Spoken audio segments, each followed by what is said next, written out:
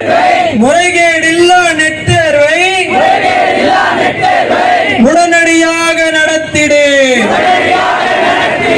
முறைகேடில்லா net தேர்வை உடனடியாக நடத்திடு. கண்டிக்கின்றோம் கண்டிக்கின்றோம் வன்மையாக கண்டிக்கின்றோம். நீட் தேர்வில் முறைகேடை கண்டிக்கின்றோம் கண்டிக்கின்றோம் வன்மையாக கண்டிக்கின்றோம். ஒத்தி வைக்கப்பட்ட தேர்வுகளை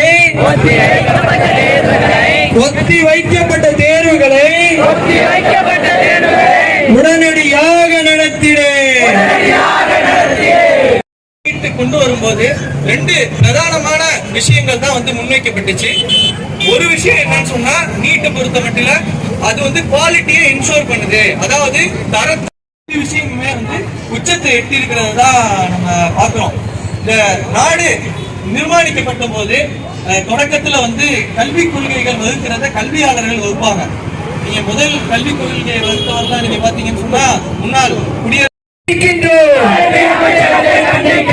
கல்வி அமைச்சகத்தை கண்டிக்கின்றோம். என்டிஏவை கண்டிக்கின்றோம்.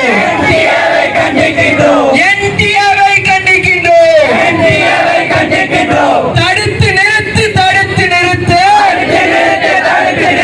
தடுத்து நிறுத்து தடுத்து நிறுத்து. கல்வி கேலி கூத்தாவதை தடுத்து, கல்வி ஊழல் மயமாவதை தடுத்து நிறுத்து.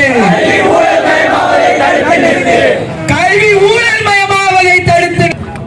நீட் நெட் தேர்வுல ஏற்பட்ட குளறுபடிகளை கண்டிச்சு நாங்கள் இங்கே போராட்டம் நடத்திட்டு இருக்கோம். இந்திய மாணவர் இஸ்லாமிய அமைப்பு சார்பாக செங்குன்றத்தில் இந்த போராட்டம் நடத்திட்டு இருக்குது.